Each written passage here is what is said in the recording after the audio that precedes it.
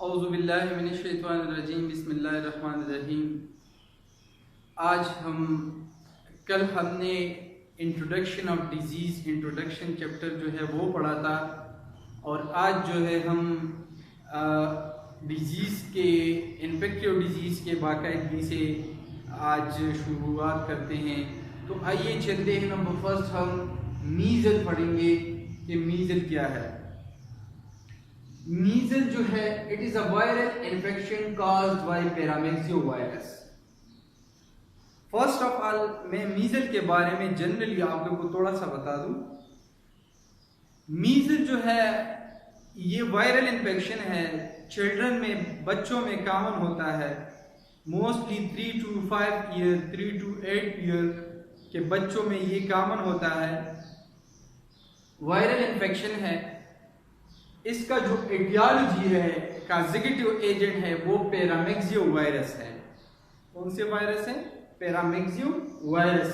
और वो काज करता है, एज जो है, इंसिडेंस रेट जो है मोस्ट कॉमनली इन चिल्ड्रन, बच्चों में ये कॉमन होता है at the age of 3 to 5 year या 8 ईयर।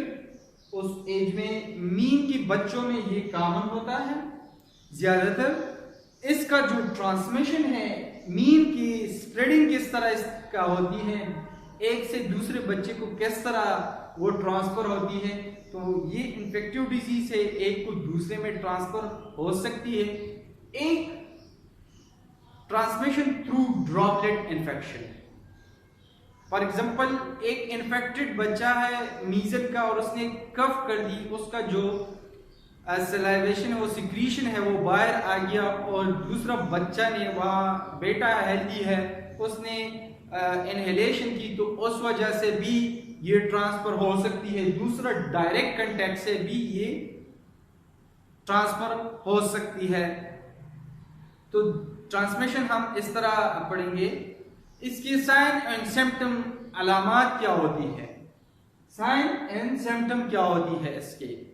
साइन सिम्टम, उसका साइन एंड सिम्टम के बारे में मैंने आप लोगों को इंट्रोडक्टिव चैप्टर में बताया था कि साइन क्या है और सिम्टम, उसको दोबारा दोहराने की जरूरत नहीं है। तो आइए, नंबर फर्स्ट, मीजल में हाई ग्रेड फीवर होता है, हाई ग्रेड फीवर। अब यहाँ पे स्टूडेंट फीवर को अगर नहीं समझे तो फीवर जो है वो हमारा मेडिकल टर्म है, इसका आम टर्म को हम इस फीवर को टेम्परेचर बोलता है, जो उर्दू में बुखार इसे कहते हैं। तो हाई ग्रेड टेम्परेचर 102 फ़ारेनहाइट से लेके 103 फ़ारेनहाइट तक इसका जो टेम्परेचर है बच्चों का ज्यादातर उसी में रहता है। इसके बाद इसके जो मेन इसके ऊपर है साइन सिम्टम 3 C's हैं, इसमें 3 C's पर मुश्तमिल। नंबर फर्स्ट कंजक्टिवाइटिस या cough, number first cough. Second coryza, coryza का मतलब है runny nose. And number third conjunctivitis. Measles में, वायरल इन्फेक्शन में ये 3 जो चीजें हैं कॉमन होती है पैरामीज़ियो वायरल में, एक कफ, कोराइजा एंड कंजक्टिवाइटिस। ये 3 साइन जो है वो पॉजिटिव रहता है इसमें, और इसके ऊपर फिर पेशेंट को हम डायग्नोसिस की तरफ लेके जाता है। इसके बाद स्किन रैशेस होता है, पेशेंट की जनरल बॉडी, ओवरऑल बॉडी में बच्चे का स्किन रैशेस, लेकिन ये skin rashes first 5th day पे अपीयर होता है behind the year and forehead, यहाँ पे। तो ये अपीयर होना शुरू हो जाता है और स्लोली एंड ग्रेजुअली वो स्प्रेड होता है, मेटास्टेसिस करता है ओवरऑल जनरल बॉडी में, और फिर चेस्ट पर आता है, और इसी तरह ये जनरल ओवरऑल बॉडी में स्प्रेड होता है। तो फिर ओवरऑल बॉडी में स्किन रैशेस आ जाता है, मैक्यूल्स फॉर्म में छोटे छोटे दाने होते हैं और वही निकल आ जाते हैं बच्चे के स्किन के ऊपर, उसको हम स्किन रैशेस कहते हैं। इसके बाद ये स्नीजिंग करता है बच्चा, ज्यादा जल्दी जो सांस लेता है वो स्नीजिंग करता है। और टीयरिंग फ्रॉम आई, अक्सर बच्चे की आंखों से वाटर जो है वो सीक्रेट होता है, वाटरिंग आई जो है वो ज्यादातर होती है। इसके बाद फोटोफोबिया, ये भी कॉमन होता है मीजल में। फोटोफोबिया का मतलब है फेयर फ्रॉम वाटर। अक्सर जो बच्चा जो ज़्यादातर फेयर फ्रॉम वाटर नहीं, उसको हम एक्रोफोबिया पूटू हम लाइट को कहते हैं। लाइट से अक्सर बच्चे जो है वो डर जाते हैं, तो उसको फिर जो मैनेजमेंट हम बोले, पूटू का मतलब है लाइट, फोबिया का मतलब है फेयर, तो मीन का इसका मतलब है कि बच्चे अक्सर लाइट से डरते हैं।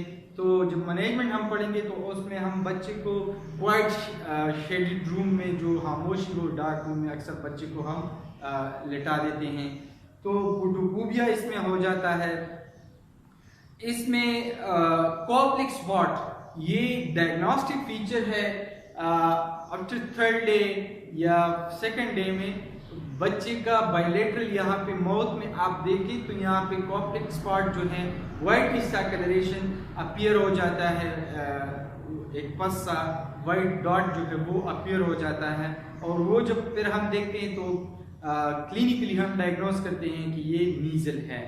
तो कॉप्लिक स्पॉट जो है वो 3 to 4 days appear after sign symptom appear हो जाता है। इसके बाद वोमिटिंग भी आ सकता है। इसमें वोमिटिंग, बच्चा अक्सर वोमिटिंग भी करता है, नाजिया फील करता है, और डायरिया भी हो सकता है इसमें। तो ये डिफरेंट साइन सिम्टम है मीजल डिजीज में। इसके बाद इसकी कॉम्प्लिकेशन क्या है, और ये कॉमन होती है मीजल पेशेंट में, मीजल बच्चों में जो मीजल होता है तो उसमें कॉम्प्लिकेशन नंबर फर्स्ट जो है स्टोमेटाइटिस होती है।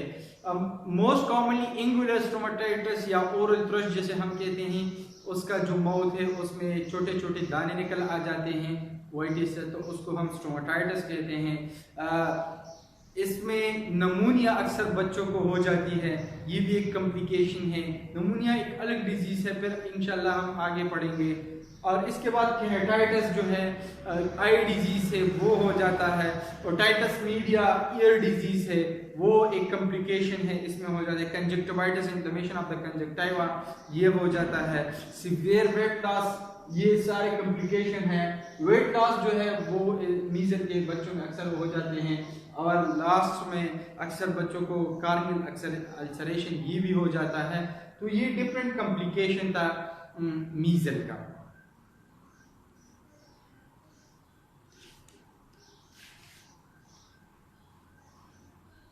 इसके बाद जो है मैनेजमेंट हम पढ़ेंगे। तो मैनेजमेंट हम मीजल का दो तरह से पढ़ेंगे, एक general management and specific management. General management में हम जो है जनरल मैनेजमेंट में बच्चे को आइसोलेट करता है, इसको अलग लेटा देते हैं ताकि दूसरा हेल्दी बच्चे फैमिली में इसको इफेक्ट ना हो, क्योंकि ये कंटीजियस डिजीज है, डायरेक्टली भी थ्रू ड्रॉपलेट भी हो सकता है। तो बच्चे को हम आइसोलेट करता है और बच्चे को रेस्ट भी देता है। बच्चे को आपने स्कूल नहीं भेजना है, अप टू 10 डेज तक आपने बच्चे को स्कूल से रोकना है। इसके बाद बेड रेस्ट आपने देनी है। बेड रेस्ट आपने उस वक्त ज़्यादातर देनी है जो फेब्राइल कंडीशन में बच्चा हो, जो बच्चे को फीवर हो, तो उस कंडीशन में आपने बच्चे को रेस्ट देनी है। शेडेड क्वाइट रूम में आपने बच्चे को लेटाना है, जो क्वाइट रूम हो, जो ज़्यादा शोर शराबा ना हो, उसमें आपने बच्चे को लेटा देना है। इसमें आपने जो हाई ग्रेड टेम्परेचर होता है, कूल्ड स्पंजिंग आपने बच्चे का करना है। कूल्ड स्पंजिंग उसका करनी, ठंडी ठंडी पट्टी उसके फॉरहेड पे लगाना है, बच्चे को वैसे ही आपने नहाना है। तो बच्चे का टेम्परेचर किसी तरीके से आपने डाउन करना है, क्योंकि हाई ग्रेड टेम्परेचर में अक्सर फेट्स भी आता है तो कन्वर्जन हो सकता है। तो आपने इसको कंट्रोल करना है थ्रू पैरासीटामोल सिरप, जो पेनाडाल सिरप आता है, कालपाल ब्रूबिन सिरप, उससे आपने बच्चे का टेम्परेचर जो है वो डाउन रखना है। ये जनरल मैनेजमेंट में। जनरल मैनेजमेंट में मैंने साइंस सिम्टम में आपसे कहा था कि कफ होती है तो आपने कफ सप्रेसेंट देनी है, एंटीटिसियो देनी है बच्चे को, ताकि उसका कफ जो है वो सप्रेस हो जाए। इसके साथ साथ अगर वोमिटिंग है, डायरिया है, तो आपने एंटी डायरियल ड्रग्स या एंटी एमेटिक जो वोमिटिंग के अगेंस्ट होती है आपने वो देनी है। जो मोटिलियम के नाम से आते हैं, डोमपेरिडोन फार्मूला है उसका, आप दे सकते हैं उसको। तो ये एंटी एमेटिक जो है आपने बच्चे को देनी है। और बच्चे को आइसोलेट, खासकर फ्लूइड इनटेक बच्चे का ज़्यादा होनी चाहिए, फ्रीक्वेंट फ्लूइड इनटेक होनी चाहिए, बच्चे का ज़्यादा फ्लूइड देनी चाहिए उसको। और अगर डायरिया है तो ORS देनी चाहिए। इसके साथ साथ स्पेसिफिक मैनेजमेंट में हम एंटीबायोटिक देते हैं। एंटीबायोटिक, ये वायरल इन्फेक्शन है बट हम एंटीबायोटिक इसलिए देते हैं ताकि सेकेंडरी इन्फेक्शन ना हो, इस बच्चे को सेकेंडरी इन्फेक्शन ना हो, क्योंकि इम्यून सिस्टम उससे भी वीक होता है। तो एंटीबायोटिक हम इसलिए देते हैं। और प्रिवेंशन में हम एक्टिव और पैसिव इम्यूनाइजेशन जो है वो आपने बच्चे को देनी है। तो ये था आप लोग का मीजल, एक डिजीज़, वायरल डिजीज़ था। इंशाल्लाह हम कल एक और डिजीज़ डिस्कस कर लेंगे।